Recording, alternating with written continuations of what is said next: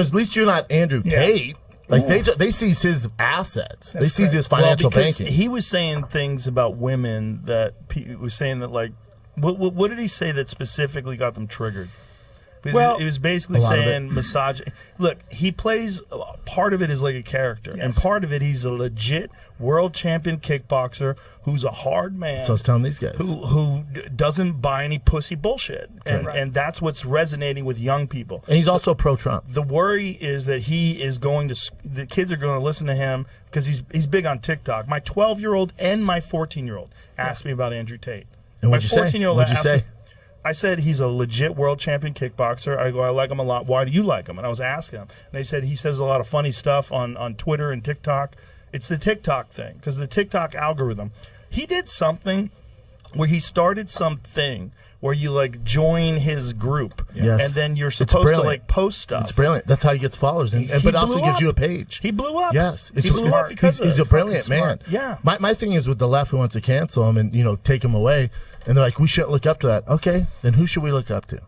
Joe Biden. Who do you want to fill in for that? But also, it's not their job to just say, "Hey, this guy's a danger to young men." What are you talking about? Like a lot of times he was talking about how he says, "Become a high value person, man or woman, and don't fuck with people who are low quality." He fucked up with the misogynist stuff. Yes, because if he didn't do that, if he just did the pro male stuff, he'd been all right. And pro accountability and pro discipline stuff, and he has this post. He goes, the way I think in the morning, how I feel, has no bearing on what I do. He goes, I do everything I'm supposed to do. He goes, I get up. He goes, if I don't feel good, I still work out. Of course. He goes, I still work. I still go. I do everything I'm supposed to do, because that's how you get ahead in this life. If you just concentrate entirely on your feelings, you're never going to fucking get anywhere. Correct. And that's true, and that's a good lesson for people to learn. The problem is the other shit. There's a video of him. I don't know what the context of the video is. He's like hitting that girl. No, that was consensual. And by the way, but what was it? She came out and said they were both into this role playing shit. So both of them, she came out and she was like, "That's what we're into." Out of context, though, like I'll be honest. Me and Bert Kreischer were doing a companion. I didn't see it, and it just came out. And me and Bert watched it. I was like, "Jesus Christ, what is he doing?" We didn't have context. I'm like, that ain't good, man. He's fucked. But then once you realize she comes out and she's like, no, hold on. That's what we're into. That we both agreed to that. Yes. It's like, well, to each their own. If that's what you want to do. Right. I don't agree. Why is that bad? But there's all these videos that I've laughed my ass off at dudes ball gagged, like CEOs. I've not seen that. Tied behind their back, getting their nuts kicked. Yeah, their nuts kicked. Yeah, that's okay. That's somehow or another okay. Exactly. But it's because the guy is the powerful one. Correct. And the guy has allowed the woman to do that to him. Yep. Whereas the woman just seems like she's getting beaten She has no up. choice, yeah. But she said she had a choice, apparently you're saying. That's apparently what I'm hearing. Yeah. She came but out. he did a lot of good things. Then some of it was a lot, even for. But still, he should still have a voice. Isn't that one of the things you do when you're trying to push the envelope? You fuck up and you say things you shouldn't have said. Correct. And this is the thing about like trying to be controversial and trying to get a lot of eyes on. Sometimes you go over too much. Yeah. And they took all the shit. He's wild. Would you ever have Tate on your podcast? It's a conversation, right? Yeah. Especially now. You know who gave him, like, literally who brought him on the scene? I knew him from kickboxing and was aware of him for years, but really who put him on the scene is Tom Segura. Really? They don't give Tom enough credit. Not that he needs any more credit. He's fucking crushing it, but Tom really put him on the scene with, our crew. Like, Tom's the first one brought him on. Tom, I had him on your mom's house a year ago. Yeah, I just thought he was funny. I thought some of the stuff he was saying on his TikTok stuff or whatever it was. But the best is Christina P's there, and she's like, so if I'm a dumb bitch. Because you know how he talks, and she's like, okay, so I'm a dumb bitch. It's so funny, dude. But he did get kind of canceled for just talking. I think he's on Rumble now. Yeah, he's okay. They took him over to Rumble, but it severely limits the amount of stuff you can have out there. Is he banned from YouTube? I don't believe. Yes. Is he? Yeah. Yes. YouTube too. Wow. Yep. And they seized his assets. So they seized his assets. No, they didn't seize his assets. They canceled his. So if you listen to him on Tucker Carlson, his ability to his domain name monetize. and his ability to monetize and his ability to do transactions with certain platforms. He had a whole school, like gone. the man school. They took it so all I think away. I don't know if it was PayPal, but something like that. Whatever he was doing transactions, they seized it.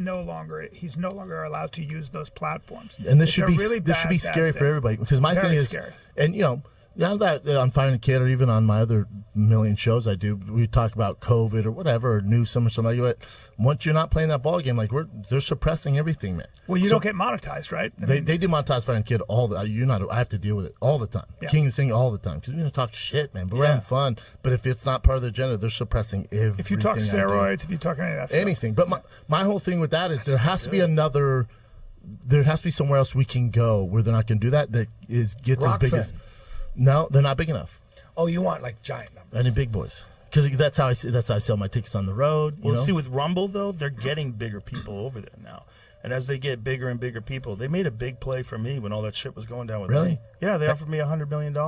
And they went for to go over to Rumble, but Spotify never did anything. They stayed with me the entire time. Yeah, I love Spotify for that. But the way they've treated you, they're great. I was a little dicey on Spotify, and then once you went over, how they've treated you, I'm like, I love Spotify. They're great. They're great. And Daniel Ek, the CEO, had a great saying. He goes, "I'm not going to censor rappers either. I'm not going to censor some of the things they say." How far should we go? If you go back and if you just go back and listen to early NWA, it's wild shit. Or Eminem for that matter. Or what are you talking about? There's so many lyrics of so many songs, not just rap songs that are people would find questionable, or problematic. They'd have an issue with. I would go over there though, bring everything if they got big enough. I think because they offer Tim Dillon too, right? I think they're doing something with Russell Brand, or they're trying to. What is Rumble? Who started it? I love Russell Brand. I'm not exactly who started it. Not exactly sure. I know Dave Rubin's a part of it, but I don't know exactly who started it.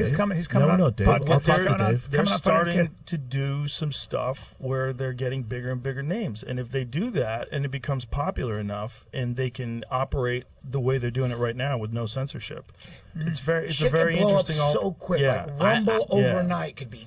I would move. I mean, just boom, overnight. I have 8 shows. Not bad. I would move all my shit there if it was worth it. I think you move. Just have it there too. You know what I mean? And the problem is, it's not widespread with a lot of people yet. But if someone big went over there, think about how many people Russell Brand has. If Russell Brand, I think he's got like 6 million YouTube followers now. If he goes over there, I mean, he's already giant on Starts YouTube. an influx. And he goes over there and everyone knows, and they just go to Rumble. It's just a different click you have to do. Yeah, it's not that big a People deal. aren't loyal to YouTube. Like they're not loyal. If Rumble is basically like YouTube, but they don't censor people and they don't cancel That's people. what I need. Is that all it is? It's essentially they're committed to having a free speech platform. The problem with that is, when people hear that, they go, "Oh, right wing! Oh, you're a MAGA supporter." No. They like immediately think that. Right. But no, Tulsi Gabbard's over there. Glenn Greenwald is over there. Dude, he's awesome. He's awesome. He's